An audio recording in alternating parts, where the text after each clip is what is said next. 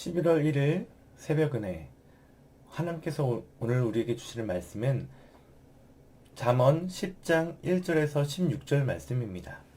제가 봉독하도록 하겠습니다. 솔로몬의 잠언이라 지혜로운 아들은 아비를 기쁘게 하거니와 미련한 아들은 어미의 근심이니라. 불의 재물은 무익하여도 공의는 죽음에서 건지느니라. 여호와께서 의인의 영혼은 줄이지 않게 하시나 악인의 소욕은 물리치시느니라. 손을 게으르게 놀리는 자는 가난하게 되고 손이 부지런한 자는 부하게 되느니라. 여름에 거두는 자는 지혜로운 아들이나 추수 때에 자는 자는 부끄러움을 끼치는 아들이니라. 의인의 머리에는 복이 많아 악인의 입은 독을 머금으느니라. 의인을 기념할 때에는 칭찬하거니와 악인의 이름은 썩게 되느니라. 마음이 지혜로운 자는 계명을 받거니와 입이 미련한 자는 멸망하리라. 바른 길로 행하는 자는 걸음이 평안하려니와 굽은 길로 행하는 자는 드러나니라. 눈짓하는 자는 근심을 끼치고 입이 미련한 자는 멸망하느니라. 의인의 입은 생명의 샘이라도 악인의 입은 독을 머금었느니라. 미움은 다툼을 일으켜도 사랑은 모든 허물을 가리느니라. 명철한 자의 입술에는 지혜가 있어도 지혜 없는 자의 등을 위하여는 채찍이 있느니라. 지혜로운 자는 지식을 간직하거니와 미련한 자의 입은 멸망에 가까우니라. 부자의 재물은 그의 견고한 성이요 가난한 자의 궁핍은 그의 멸망이니라. 의인의 수고는 생명에 이르고 악인의 소득은 죄에 이르느니라. 아멘. 자, 오늘 말씀은 잠언 말씀입니다. 지금 이 10장부터는요, 솔로몬의 잠언이 나오는데, 주로 이제 원론적인 교훈들이 나옵니다. 그래서 이곳에서는 다양한 각도에서 지혜를 그렇게 어떻게 추구해야 하는지에 대해서 보았습니다. 근데 뭔가 통일된 내용으로 정리를 한다든가 그런 건 아니고요. 뭐 연속성이 없는 좀 단편적인 이야기들이 자리 잡고 있습니다. 그래서 오늘 말씀도 딱 그 내용에 따라 내용이 정확하게 나눠지진 않는데 편의에 의해서 1장에서 5절을 나누었고 6절에서 16절을 나누었습니다. 그래서 첫 부분은 주로 지혜로운 자의 성실에 대해서 이야기하고 있습니다. 그래서 오늘 하나님께서 우리에게 주시는 교훈은 성실함으로 지혜 있는 자가 되자입니다. 자, 1절에서 지혜로운 아들은 아비를 기쁘게 한다고 했습니다. 이 말은 단순히 지금 기쁜 어떤 행동만을 이야기하는 것은 아니라 기쁨이 될 만한 삶을 살았다라고 하는 이 총평으로 이야기할 수 있습니다. 그런데 자식이 성실하면 어떤 일을 해도 그 부모는 만족하지 않을까요? 저도 우리 은채은 선수가 참 성실하면 좋겠는데 되게 게으르거든요. 그래서 엄청 근심이 많아요. 근데 얘네들이 성실하다면 정말 기쁨이 될 것 같아요. 2절에는 어떻게 말하고 있습니까? 불의한 재물이 뜻하는 바. 이제 불의한 재물에 대해서 얘기하고 있는데 이 불의한 재물이 무엇을 의미할까요? 바로 의롭지 못한 방법으로 악하게 모은 재물을 불의한 재물이라고 얘기하고 있겠죠. 악하게 모으는 재물을 모으는 이런 행위를 결국 하나님께서는 심판을 하실 것입니다. 그래서 그의 앞에는 죽음밖에 없겠죠. 하나님 앞에서 깨끗하게 재물을 모으려면 어떻게 해야 될까요? 성실하게 저축해서 모아야 되겠죠. 오늘날 저축한다고 하면 되게 이게 미련하게 보이겠지만 이 저축한다는 것은 어떤 이에게도 해를 끼치지 않고 하나님의 공의를 행할 수 있는 방법입니다. 결국 이 죽음에서 면하게 되는 게 아니겠습니까? 그래서 2절을 그렇게 설명하고 있는 것 같아요.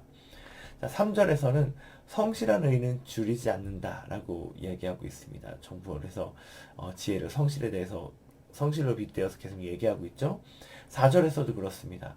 손이 부지런한 자는 부하게 된다라고 하면서 부지런한 자, 성실한 자에 대해서 얘기하고 있습니다. 자, 5절에서도요. 여름에 거두는 자는 지혜로운 아들이다 라고 얘기를 했는데, 여름에 거둔다는 말은요, 보통 지금 이 지역에서는 4월에서 6월 사이에 수확을 했어요. 그래서 여름 포도를 비롯해서 과일들을 이 기간에 많이 수확했다고 합니다. 근데 이 기간이 여름이에요. 그래서 덥고 습하죠. 일하기가 매우 매우 힘듭니다. 근데 이곳의 여름은 특히 우리의 여름과 비교해서 더욱더 무덥잖아요. 덥잖아요. 그래서 그런데도 성실하게 일하는 자를 지혜로운 아들이라고 표현하고 있는 겁니다. 근데 여기서 이제 지혜 있는 자가 되자라고 결론을 내린다면, 지혜로운 자가 뭐지? 하고 고민이 많고 어떤 것들을 적용해야 될지 좀 헷갈릴 수가 있겠죠. 그래서 오늘 하루는 우리가 이것을 적용해 봤으면 좋겠어요. 지혜로운 자는 성실한 사람입니다. 그래서 오늘 하루 우리가 성실한 사람이 될 수 있도록 노력해 봤으면 좋겠습니다. 하나님 앞에서 나에게 주어진 이 삶 가운데 내가 어떻게 하나님 앞에 성실로 다가갈 수 있을까, 나아갈 수 있을까 고민해 봤으면 좋겠습니다. 내가 만나는 사람들 앞에서 내가 어떤 성실한 모습들을 보일 수 있을까, 가족들 앞에서, 나의 직장 동료들 앞에서 내가 어떻게 성실한 사람으로 살아갈 수 있을까라고 고민하고 그의 이 성실함으로 그의 삶의 지혜가 아주 풍성하게 일어나는 행복을 전하는 교회 모든 성도님들 다 되셨으면 좋겠습니다. 아멘.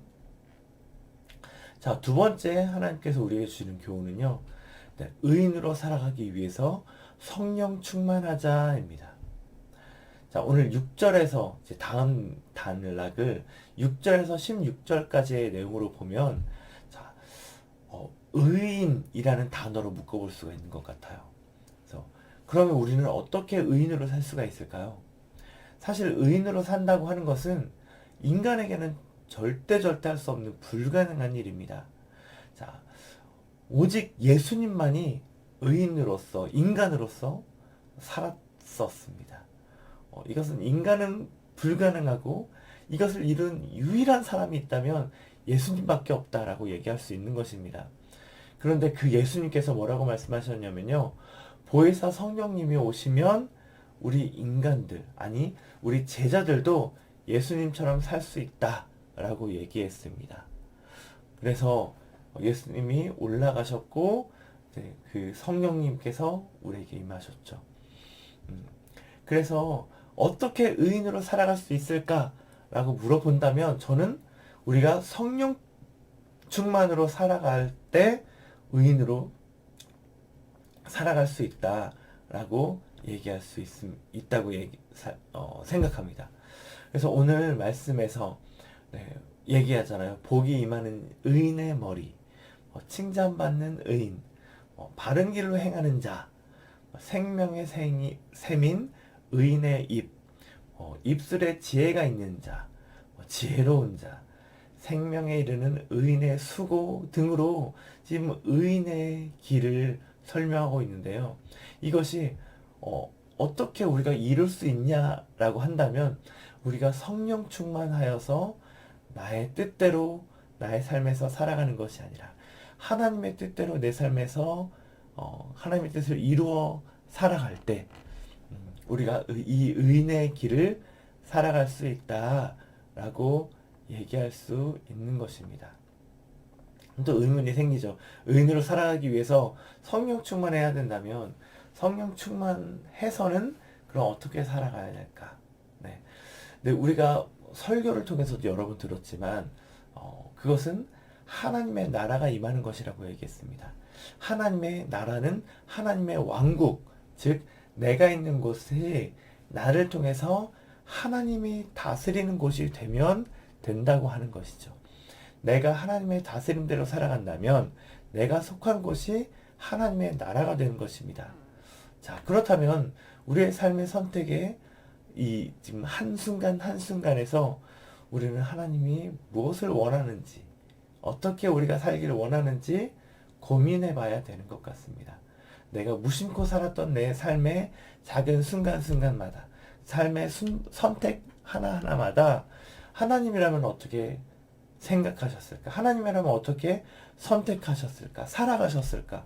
그것들을 고민하며 우리 또한 하나님이 선택했을 법한 선택을 선택해서 살아가는 그런 삶을 살아드릴 때 비로소 우리가 성령 충만한 삶을 살아가고 있다라고 얘기하고 있는 것, 할 수 있는 것입니다.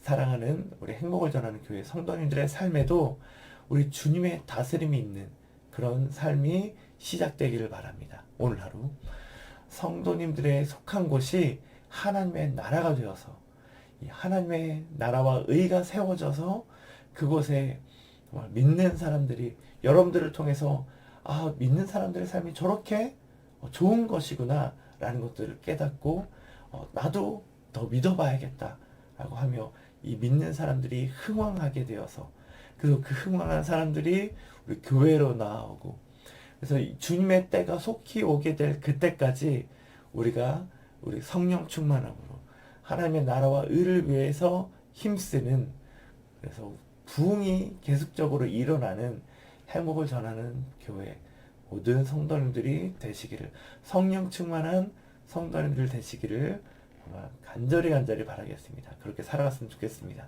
제가 기도하도록 하겠습니다. 사랑하는 하나님 아버지 감사합니다. 오늘 말씀을 통하여서 지혜 있는 자가 되기 위해서 우리에게 성취할 것을 알려주시니 감사합니다.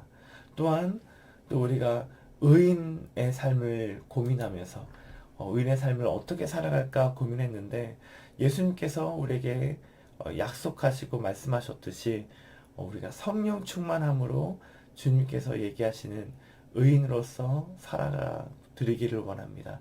내가 속한 곳에서 내가 만나는 사람들을 통해서 내가 하나님이라면 어떻게 하셨을까? 어떻게 그들을 대했을까? 생각해보며 하나님이 대하는 것처럼 우리가 그들을 대하고 우리가 우리의 삶에 맡겨진 일들을 그렇게 하나님이 하시는 것처럼 행해서 살아가는 진정한 성령 충만이 있는 우리 행복을 전하는 교회 모든 성도님들 되시기를 간절히 기도합니다. 예수님의 이름으로 기도합니다. 아멘.